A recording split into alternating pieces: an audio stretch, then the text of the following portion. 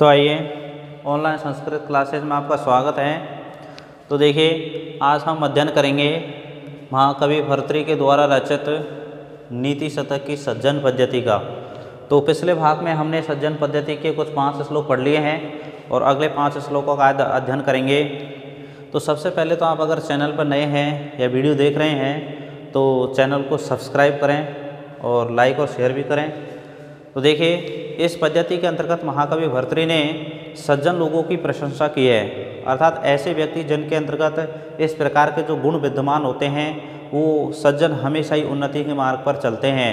उनमें किसी भी प्रकार से जो दुर्जनों वाले गुण कभी भी नहीं पाए जाते और वो हमेशा उत्तम कार्य करते हैं। तो इसी प्रसंग में जो पिछले श्लोक थे उनमें भी इसी प्रकार के गुणों का वर्णन किया गया और आगे भी इसी प्रकार का महाकवि भर्तृ ने इन जो अगले श्लोक है अपने पास, इसमें सज्जनों की प्रशंसा, उनके स्वभाव का वर्णन किया है कि उनका स्वभाव किस प्रकार का होता है। तो देखिए अध्ययन करते हैं।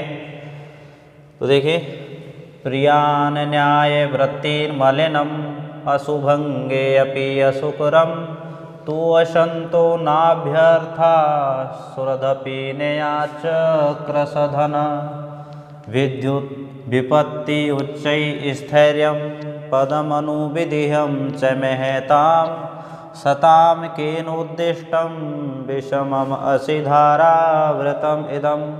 तो देखिए इस श्लोक के अंतर्गत महाकवि भर्तृ ने बताया है कि भाई उन महान लोगों के लिए, यानी जो सज्जन व्यक्ति होते हैं उनका जो स्वभाव उदार होता है, तो इस प्रकार के जो गुण उनके अंतर्गत होते हैं कि वो हमेशा चाहे किसी प्रकार के विपरीत स्थिति आ जाए वो कभी भी दुष्कर्म अर्थात गलत काम नहीं करते, हमेशा न्याय उचित व्यवहार करते हैं और प्रिय बातों को मानते हैं और कभी भी दुष्ट अर्थात दुर्जन जो लोग होते हैं उनसे कभी भी याचना नहीं करते और वो अपने मित्रों से भी, जो मित्र उनके कमज़ोर होते हैं, गरीब होते हैं, जिनके पास धन नहीं होता है, तो वो उनसे भी किसी प्रकार से नहीं मांगते हैं, अपितु विपत्ति में अपने मित्रों की भी सहायता करते हैं और हमेशा किसी भी प्रकार के अगर उनके पास विपत्ति आ जाए, संकट आ जाए, तो वो धैर्य बनाए रखते हैं और हमेशा महान लोगों के मार्ग का अनुसरण करते हैं। इस प्रकार से ये जो कठिन, ये अशी यानी तलवार की धार पर चलने जैसा ये मार्ग है महापुरुषों के लिए किसने बनाया, ऐसा महाकवि भर्तृ श्लोक के अंतर्गत कहते हैं। तो देखिए किस प्रकार से है ये श्लोक। प्रिया न्यायव्रति, न्यायव्रति का मतलब होता है न्याय उचित व्यवहार करना, यानी महाकवि भर्तृ कहते हैं कि ऐसे जो महान लोग, जो सज्जन लोग होते हैं वो हमेशा न्यायव्रति का मतलब हमेशा न्याय उचित व्यवहार करते हैं। और प्रिया का मतलब प्रिय बातों को मानने वाले होते हैं। अशुभंगे अपि मलिनम असुकरम, अशुभंगे का मतलब होता है प्राणों के नष्ट हो जाने पर भी, यानी ऐसी स्थिति आ जाए कि भाई उनके प्राण निकलने को हो या वो प्राण है संकट में पड़े हुए हैं, तो इस प्रकार की स्थिति आ जाने पर भी, यानी अशुभंगे मलिनम अपि असुकरम, यानी प्राणों के संकट में होने पर भी वे मलिनम माने कठिन कार्य अर्थात बुरे कार्य, अपि माने भी असुकरम माने नहीं करते हैं। तो न्याय उचित व्यवहार करना, प्रिय बातों को मानना, प्राणों के संकट में आ जाने पर भी गलत काम नहीं करना। तू असंतो नाभ्यर्था, तू माने तो असंतो माने जो दुर्जन व्यक्ति होते हैं उनसे न अभ्यर्था, यानी नहीं मांगना, याचना नहीं करना। सुहृदपि न याच क्रसधने, क्रसधन का मतलब जिनके पश्चात धन नहीं है, अर्थात जो गरीब मित्र होते हैं उनसे भी नहीं मांगना। विपत्ति उच्चै स्थैर्यम, और विपत्ति माने विपत्ति में, संकट में, उच्चै माने बहुत मजबूती से, अर्थात स्थैर्य माने धैर्य बनाए रखना, यानी वो महान लोग, वो सज्जन लोग हमेशा विपत्ति में धैर्यशाली रहते हैं। पदम अनुविधेयम च महताम, महताम माने महान लोगों का, पद माने उस मार्ग का, अनुविधेय माने अनुसरण करते हैं।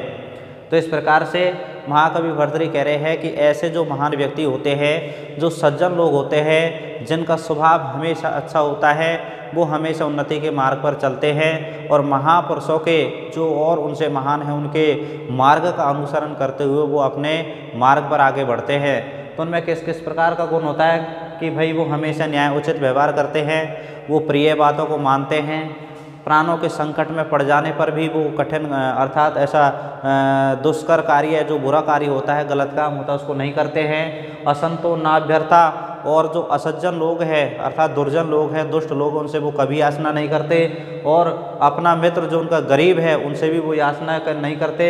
विपत्ति उच्च स्थैर्यम, और विपत्ति में भी हमेशा धैर्यशाली रहते हैं, धैर्य बनाए रखते हैं और हमेशा महान पुरुषों के मार्ग का अनुसरण करते हैं। तो सताम के नोदिष्टम विषमम असी धारा व्रतम, इदम माने यह, विषम माने कठोर, विषम माने ये कठोर, असी धारा व्रत, सता माने सज्जनों का, केन उद्दिष्ट माने किसने बनाया है।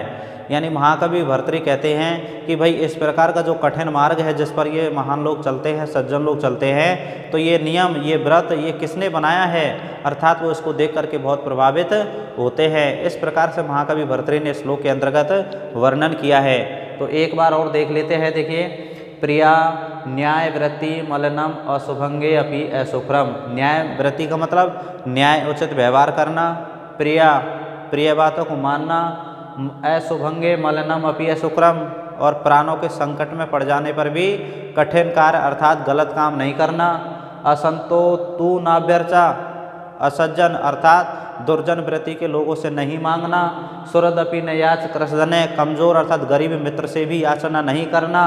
विपत्ति उच्च स्थैर्यम, विपत्ति में भी धैर्यशाली होना अर्थात धैर्य बनाए रखना। पदम अनुविध्यम च महताम, महापुरुषों के मार्ग का अनुसरण करना। सताम केन उद्दिष्टम विषमम असीधारा व्रतम इदम, यानी ये जो कठोर असीधारा व्रत है, ये भाई इतना कठिन मार्ग है सज्जनों का, ये किसने बनाया है। इस प्रकार से श्लोक के अंतर्गत महाकवि भर्तृहरि ने वर्णन किया है। तो ठीक है, ये श्लोक आपके समझ में आ गया होगा। अगला श्लोक देखते हैं।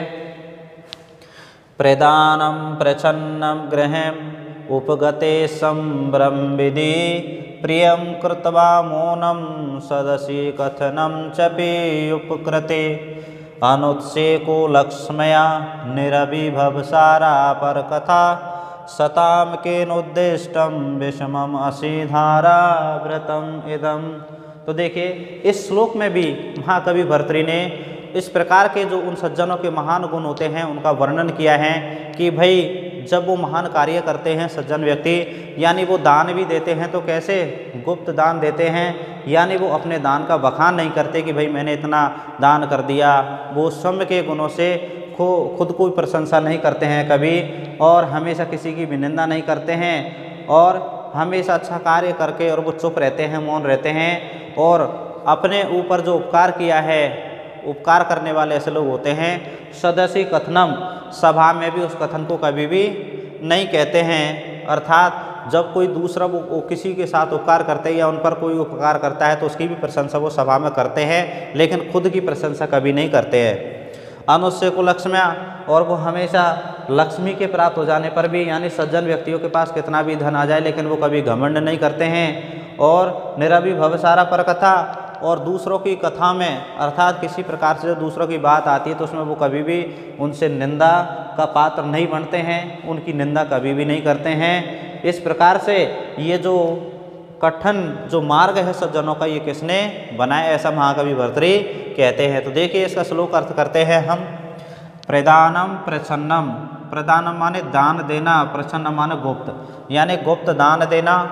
गृहम उपगते संभ्रम विधि, गृहम उपगते का मतलब घर आए हुए जो व्यक्ति का, संभ्रम विधि का मतलब होता है आदर सत्कार करना।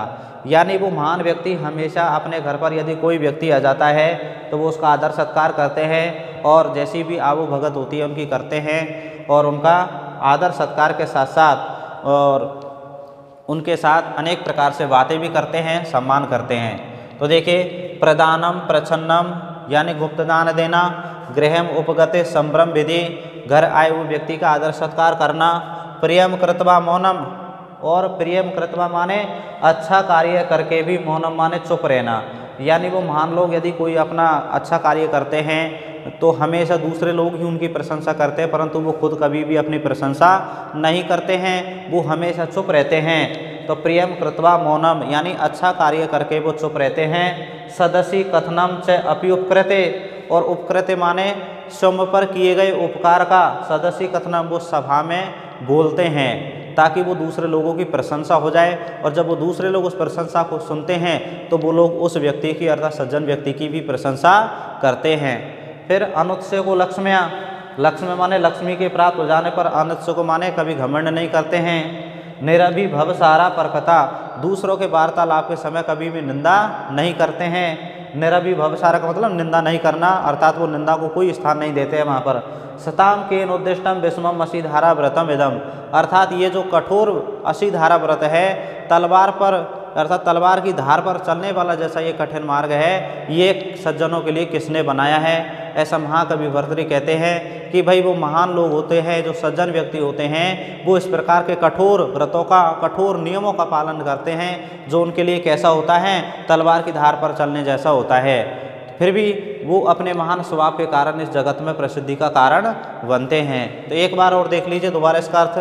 प्रदानम प्रच्छन्नम यानी गुप्त दान देना, गृहम उपगते संभ्रम विधि, घर आए हुए व्यक्ति का आदर सत्कार करना, प्रियम कृत्वा मौनम अच्छा कार्य करके चुप रहना, सदस्य कथनम च अपि उपकृते अपने ऊपर किए हुए उपकार को सभा में बोलना, अनुत्सय को लक्ष्म्या और लक्ष्मी प्राप्त हो जाने पर भी अर्थात ऐश्वर्य में भी घमंड नहीं करना, निरभिभव सारा पर कथा दूसरों की कथा के समय अर्थात वार्ता के समय किसी प्रकार से निंदा को स्थान नहीं देना, अर्थात निंदा नहीं करना। सताम के अनुद्दिष्टम विषम असीधारा व्रतम इदम, इस प्रकार से ये कठोर तलवार की धार पर चलने वाला जैसा मार्ग सज्जनों का किसने बनाया है? इस प्रकार से श्लोक के अंतर्गत महाकवि भर्तृहरि ने सज्जन व्यक्तियों के स्वभाव, उनके जो वृत्ति होती है उसके बारे में वर्णन किया है। तो इस प्रकार से महाकवि भर्तृहरि ने इस श्लोक के अंतर्गत ये जो महान लोगों का जो स्वभाव होता है उसका वर्णन किया है। आपके समझ में आ गया होगा। तो देखिए अगला श्लोक देखते हैं हम। संतप्त अयसी संस्थितस्य पयसो नामायिने श्रूयते, मुक्ताकारतया तदेव नलिनी पत्र स्थितं राजते, अन्ते सागर सूक्ति मध्य पतितं तन्मौक्तिकं जायते, प्रायेण धमुद्यम उत्तम जो स्वामी बिंबदा व्रतय। तो देखिए इस श्लोक के अंतर्गत भी महाकवि भर्तृहरि ने उस संसर्ग अर्थात संगति का वर्णन किया है कि भाई मनुष्य जैसी संगति करता है वैसा ही फल प्राप्त करता है। यानी इस भाव को उन्होंने एक जल का जो छोटा भाग होता है, कहने का मतलब जल की जो बूंद होती है उसका उदाहरण देकर के बताया है महाकवि भर्तृहरि ने कि भाई जिस प्रकार से एक जल की बूंद होती है वो जब गर्म लोहे पर पड़ती है तो उसका कोई भी नामो निशान नहीं दिखाई देता, यानी वो तुरंत नष्ट हो जाती है। यदि वहीं जल की बूंद किसी कमल के पत्ते पर जा पहुँचती है तो वह मोती के समान दिखाई देती है, परंतु जब वही बूंद एक समुद्र के अंतर्गत जाकर के सीपी में बंद हो जाती है तो वही मोती बन जाती है। उसी प्रकार से व्यक्ति इस संसार के अंतर्गत यदि वह नीच लोगों से, दुर्जन लोगों से, दुष्ट व्यक्तियों के साथ संगति करता है तो वह उसी प्रकार के स्वभाव से युक्त होकर के और अपने जीवन को नष्ट कर लेता है। यदि वह मध्यम लोगों के साथ आकर्षित होता है या संगति करता है तो उन्हें कुछ न कुछ लाभ प्राप्त जरूर होता है। यदि वह उत्तम लोगों की संगति करता है तो निश्चय रूप से अपने जीवन को सफल बना लेता है। इस प्रकार से महाकवि भर्तृहरि ने उन सज्जन व्यक्तियों के स्वभाव को यहाँ पर प्रदर्शित किया है जल की बूंद के माध्यम से कि भाई जिस प्रकार से जल की बूंद अपने संसर्ग से यानी पहले नष्ट हो जाती है, यदि वह कमल के पत्ते पर पड़ती है तो वह मोती जैसी चमकने लगती है, परंतु यदि वही बूंद समुद्र के अंतर्गत सीपी में बंद हो जाती है तो मोती का रूप धारण कर लेती है। उसी प्रकार से व्यक्ति अपने जीवन में यदि सज्जन लोगों की संगति करता है तो वो हमेशा अपने जीवन को सफल बना लेता है। तो देखिए कि इस प्रकार से श्लोक अर्थ है महाकवि भर्तृहरि ने इसमें वर्णन किया है कि संतप्त अयसी संस्थितस्य पयसो नाम अपि न श्रूयते। संतप्त माने गरम, अयसी का मतलब होता है लोहे पर, संस्थितस्य माने स्थित उस, पयसो माने जल का, नाम आई न श्रूयते यानी नाम भी नहीं सुनाई देता। नाम नहीं सुनाई देता का मतलब वो तुरंत नष्ट हो जाता है, यानी गर्म लोहे पर स्थित जल का कभी नामो निशान नहीं सुनाई देता। मुक्ताकारतया तदेव नलिनी पत्र स्थितम राजते, यानी तदेव वही जल की बूंद यानी वही जल नलिनी पत्र स्थितम, नलिनी पत्र माने कमल के पत्ते पर स्थित माने जब वह रुकता है तो मुक्ताकारतया राजते वह मोती के समान चमकता हुआ दिखाई देता है। अंतः सागर सूक्ति मध्य पतितम, और जब वही जल की बूंद अंतः सागर माने समुद्र के भीतर जा कर के सूक्ति मध्य पतितम यानी उस सीपी के मध्य गिरती है तो तन मौक्तिकम जायते, वह मोती का रूप धारण कर लेती है। प्रायण इस प्रकार से अधम यानी नीच, और अधम माने नीच, और मध्यम माने जो मध्यम प्रकार के, और उत्तम माने उत्तम कोटि के जो लोगों में इस प्रकार की जो वृत्तियां होती हैं उनके संसर्ग से वैसी बनती हैं। प्रायेण अधम मध्यम उत्तम जुसामेव एवं विधा व्रतय, यानी प्राय इस प्रकार से अधम यानी नीच, मध्यम और उत्तम लोगों से संसर्ग करके व्यक्ति उसी प्रकार की गति प्राप्त करता है। ये व्रतय का मतलब गति, यानी उस व्यक्ति की वैसी गति होती है। कहने का मतलब यहाँ पर जिस प्रकार के जल की बूंद की क्या गति हुई है कि जब वह जल की बूंद गर्म लोहे पर पड़ती है तो वह नष्ट हो जाती है, जब वही कमल के पत्ते पर पहुँचती हैं तो मोती की तरह चमकती है, और जब वही जल की बूंद समुद्र के अंतः सागर सूक्ति मध्य पतितम तन मोक्तिकम जायते, तो जब वह समुद्र के अंदर सीपी के मध्य बंद होती है तो वो क्या पड़ जाती है, यानी क्या बन जाती है, मोती बन जाती है। तो इस प्रकार से उस जल की बूंद को यहाँ पर उदाहरण दे करके महाकवि भर्तृ ने उन सज्जन व्यक्तियों की संगति के बारे में बताया है कि जब व्यक्ति अपने जीवन में इस प्रकार की संगति करता है कि वह नीच व्यक्ति के साथ संगति करता है तो अपने जीवन को नष्ट कर लेता है। जब वही व्यक्ति अधम लोग मध्यम लोगों के साथ में संगति करता है तो उसको जीवन में कुछ ना कुछ लाभ जरूर प्राप्त होता है, और जब वही व्यक्ति उत्तम लोगों के संसर्ग में आता है तो निश्चय रूप से अपने जीवन को सफल बना लेता है। तो इस प्रकार से महाकवि भर्तृ ने श्लोक के अंतर्गत उस जल की बूंद का उदाहरण दे करके यहाँ पर सज्जन लोगों की संगति का वर्णन किया है। तो ये श्लोक आपके समझ में आ गया होगा। तो पयसो यानी जल का मतलब यहाँ पर जल की बूंद वो होती है जो जैसे सर्दियों में जो बूंदें गिरती हैं बर्फ़ की, यानी वो पत्तों पर ठहरती हैं तो वो सीपी में भी बंद हो जाती है, इस प्रकार वो मोती बन जाती है। तो उसका उदाहरण यहाँ पर दे करके बताया महाकवि भर्तृ ने। ठीक है, तो अब हम अगला श्लोक देखेंगे।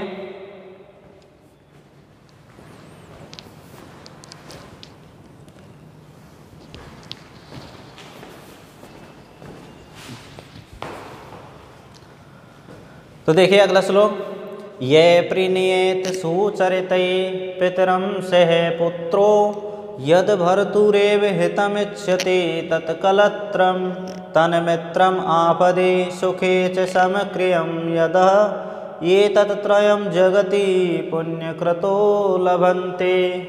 तो देखिए इस श्लोक के अंतर्गत भी महाकवि भर्तृ ने उन सज्जन लोगों की जो वृत्तियाँ किस किस प्रकार की होती है अर्थात उनका स्वभाव किस प्रकार का होता है इस श्लोक में कुछ उदाहरण दे करके बताए हैं। तो देखिए, ये प्रणीयेत सुचरितई पितरम सह पुत्रो, यह माने जो व्यक्ति, प्रणीयेत माने प्रसन्न करता है, सुचरितई माने अपने अच्छे आचरण के द्वारा, पितरम माने पिता को, सह पुत्रो माने वही पुत्र कहलाता है। यानी जो पुत्र अपने आचरण से पिता को प्रसन्न करता है वही श्रेष्ठ पुत्र होता है। लेकिन अब यहाँ देखिए प्रसन्नता की बात आती है तो वो उसका तो वहाँ पर एक धर्म हुआ, लेकिन एक वृत्ति का भी संबंध है कि भाई वो किस प्रकार का व्यवहार अपने पिता से कर रहा है। तो यहाँ पर वही सज्जनों की वृत्ति आ जाती है कि वही जो पुत्र अपने सज्जनों की वृत्ति के माध्यम से यानी वो अच्छा व्यवहार करता है, अपने पिता को अपने आचरण से प्रसन्न करता है तो वही पुत्र कहलाता है। तो यह प्रणीयेत सुचरितई पितरम से पुत्रो, यानी जो पुत्र अपने पिता को अपने अच्छे आचरण से प्रसन्न कर देता है, प्रसन्न करता है वही पुत्र होता है। यद भर्तुरे वेतम इच्छति तत्कलत्रम, यद माने जो भर्तुरे माने अपने स्वामी को यानी अपने पति को ही, हितम माने हित को, इच्छति माने चाहती है, तत्कलत्रम वही पत्नी कहलाती है। यानी पत्नी के व्यवहार का भी वर्णन किया है महाकवि भर्तृ ने कि भाई जो पत्नी हमेशा अपने पति के हित को चाहती है वही पत्नी होती है। और तन मित्रम आपदि सुखे च समक्रियम यद, और यद माने जो, मित्र माने मित्र, आपदि माने विपत्ति में, सुखे च और सुख में, समक्रियम समान कार्य करने वाला होता है। यानी ऐसा मित्र जो अपने विपत्ति में भी और सुख में दोनों में साथ देता है वही अच्छा मित्र होता है। एतत् त्रयम् जगति पुण्य क्रतो लभन्ते, यानी ये जो तीनों है जगति माने संसार में, पुण्य क्रतो माने अच्छा कर्म करने वाले व्यक्ति को ही मिलते हैं। यानी महाकवि भर्तृ कह रहे हैं कि भाई जिस प्रकार से जो सज्जनों की वृत्ति को लोग अपना करके और अपने अपने कार्य को करते हैं जिनसे वो लोग प्रसन्न हो जाते हैं, तो ऐसे जो पुण्य कर्म करने वाले लोग होते हैं पुण्यशाली व्यक्ति को ही मिलते हैं। एक बार और देख लीजिए इसका उदाहरण, ये प्रणीयेत सुचरितई पितरम से पुत्रो, यानी जो अपने आचरण से पिता को प्रसन्न करता है वही पुत्र होता है। जो अपने पति का हित चाहती है वही पत्नी कहलाती है। जो मित्र विपत्ति में और सुख में समान रहता है वही मित्र होता है। ये तीनों जगत में हमेशा पुण्य कर्म करने वाले व्यक्ति को ही प्राप्त होते हैं। ठीक है, ये आपके समझ में आ गया होगा। अब अगला श्लोक देखेंगे हम। नम्रत्वेन उन्नमन्ते परगुण कथनै स्वान गुणान ख्यापयन्ते स्वार्थान संपादयन्तो वितत प्रथुतर आरम्भे यत्ना परार्थे ख्यान्तैयाक्षेप्य रुक्षाक्षर मुखर मुखान दुर्जनान दूषयन्ते संत साश्चर्यचर्या जगति बहुमता कश्चनाभ्यर्चनीय। तो देखिए, इस श्लोक के अंतर्गत भी महाकवि भर्तृहरि ने उन महान लोगों की विशेषताएं, यानी उन महान अर्थात उन सज्जन व्यक्तियों की विशेषता, उनके गुणों का वर्णन किया है कि भाई ऐसे जो विद्वान होते हैं वो किसके द्वारा वंदनीय नहीं होते। अर्थात ऐसे महान लोग जो हमेशा उन्नति के मार्ग पर प्रशस्त होते हैं, बढ़ते आगे बढ़ते हैं, तो वो हमेशा सबके लिए पूजनीय होते हैं। तो उनकी क्या क्या विशेषताएं होती हैं, उनके क्या गुण होते हैं, तो प्रस्तुत श्लोक में महाकवि भर्तृहरि ने बताया है। तो देखिए किस प्रकार से है। नम्रत्वेन उन्नमन्ते, नम्रत्वेन का मतलब होता है विनम्रता से, उन्नमन्त का मतलब उन्नति करते हुए, यानी विनम्रता से उन्नति करते हुए। पर गुण कथनई स्वान गुणान ख्यापयन्ते, और पर गुण कथनई माने दूसरों के कथन से, दूसरों के गुण का मतलब होता है प्रशंसनीय कथन से। स्वान गुणान माने अपने गुणों को, ख्यापयन्ते का मतलब ख्यात करते हुए, प्रदर्शित करते हुए, यानी विनम्रता से उन्नति करते हुए, दूसरों के प्रशंसनीय कथनों से अपने गुणों को भी प्रदर्शित करते हुए।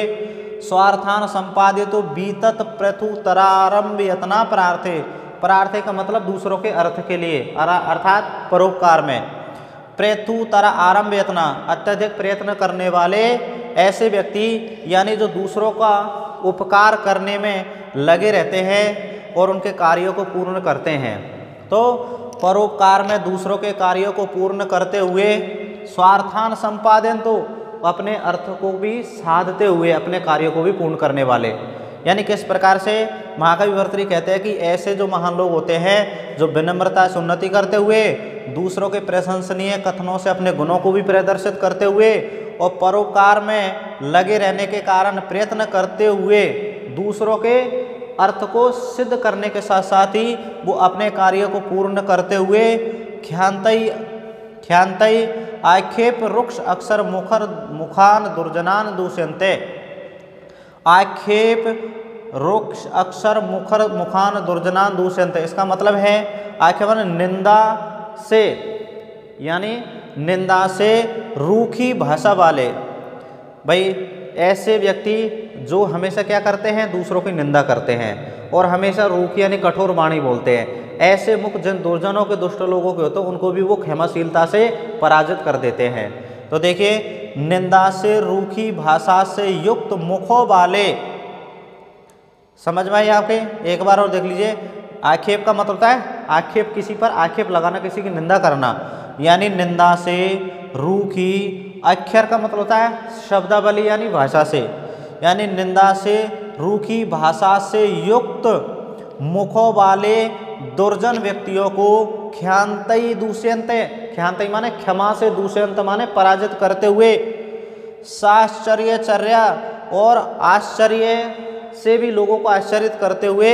जगति माने संसार में, संत माने जो ऐसे महान व्यक्ति, बहुमता कश्च न अभ्यर्चनीय, यानी वो बहुत सम्मानीय लोग किसके लिए पूजनीय नहीं होते हैं, अर्थात वो सभी के लिए वंदनीय होते हैं। एक बार और देख लीजिए कि विनम्रता से उन्नति करते हुए, दूसरों के गुणों से अर्थात दूसरों के प्रशंसनीय कथन से अपने गुणों को प्रदर्शित करते हुए, परोपकार में लगे रहने के साथ साथ ही, अर्थात दूसरों के कार्य को करने के साथ साथ ही वो अपने कार्य को संपादित करते हुए, निंदा से रूखी भाषा से युक्त मुखों वाले दुष्ट व्यक्तियों को क्षमाशीलता से पराजित करते हुए संसार में आश्चर्य करते हुए ऐसे बहुमत माने सम्मानीय लोग किसके पूजनीय नहीं होते हैं, अर्थात वो सभी के लिए वंदनीय होते हैं। इस प्रकार से इन श्लोकों में महाकवि भर्तृहरि ने सज्जन लोगों के स्वभाव, उनकी वृत्ति, उनका व्यवहार, उनकी विशेषताएं, उनके व्यक्तित्व के बारे में वर्णन किया है। तो ये सज्जन पद्धति आपको समझ में आ गई होगी। अगले भाग में हम अगली पद्धति का अर्थात परोपकार पद्धति का अध्ययन करेंगे। तब तक आप ये पढ़ते रहिए, अभ्यास कीजिए। तो यदि आपको ये वीडियो अच्छा लगा हो तो चैनल को सब्सक्राइब ज़रूर करें। ठीक है, धन्यवाद।